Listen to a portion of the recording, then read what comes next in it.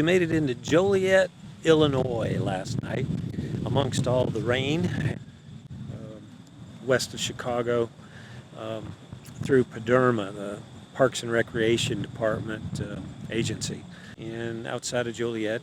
And we had a great day today.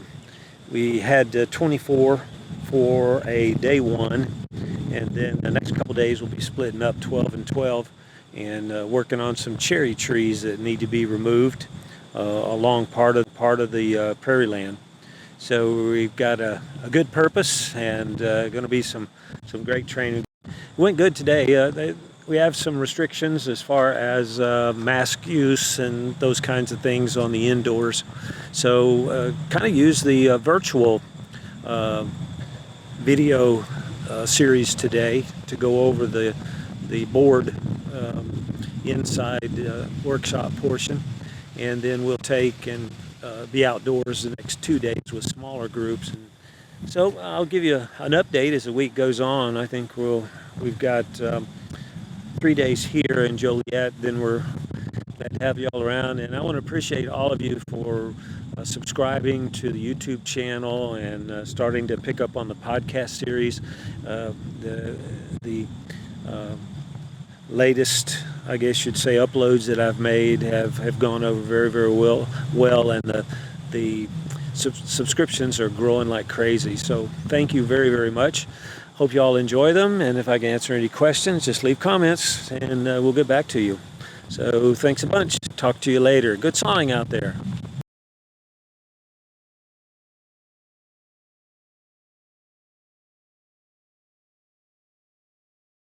Remember, when felling trees, you want to make sure you have a complete plan.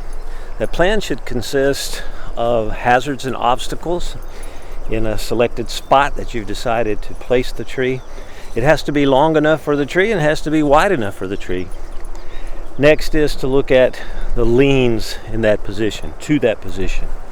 And that would be side to side from the target area, and then back to forward, either forward head lean towards it or back lean away from it. Then you know where to go for your escape route, and that's number 3. Looking to make sure that you get back at least 15 to 20 feet if at all possible. Get away from any struck by situations, widowmakers that may be coming.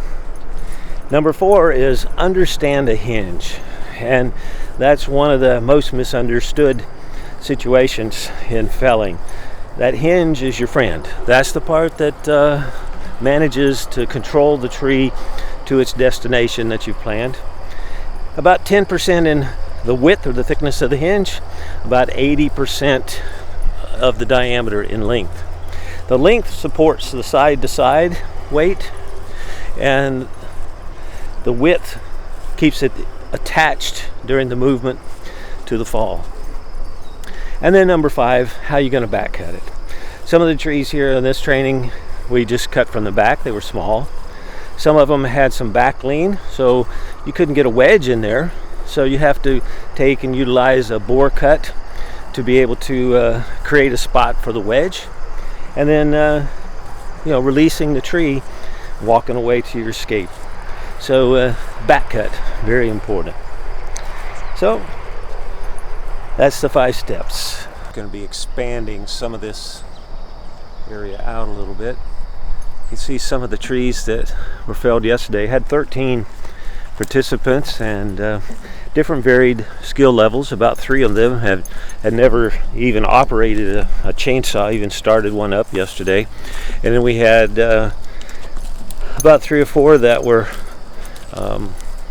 pretty knowledgeable of the training process. They had already utilized open face notch and then also some bore cut situations. They need a little refresher on the trees were not all that big, as you can see here, and so it's very critical that they had everything exact, because if they didn't do that, they ended up with loss of hinge or cut too much hinge off, and the trees would start to get off target a little bit.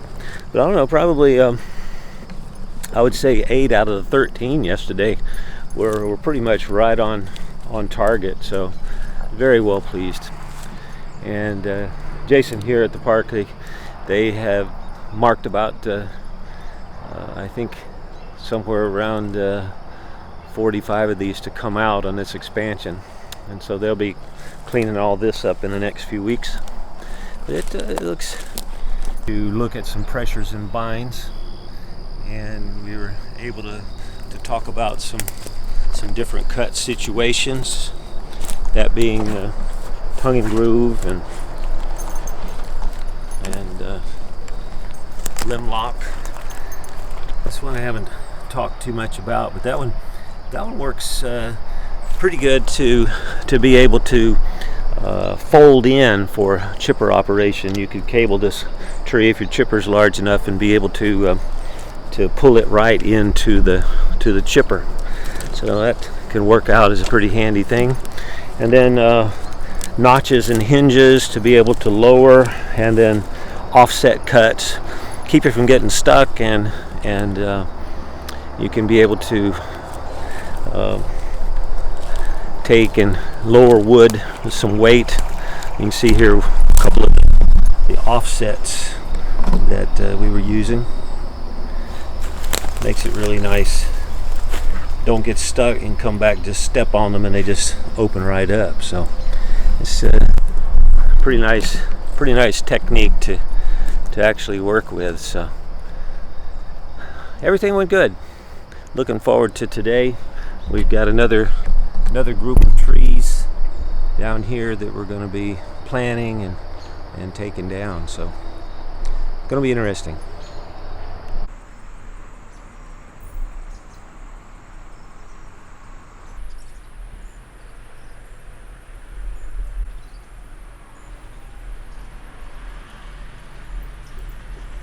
It's our site for today. We've got several trees to be able to remove. Another group of 12 or 13 coming in, and looking forward to planting these out and working with them on these trees. It's gonna be a good one.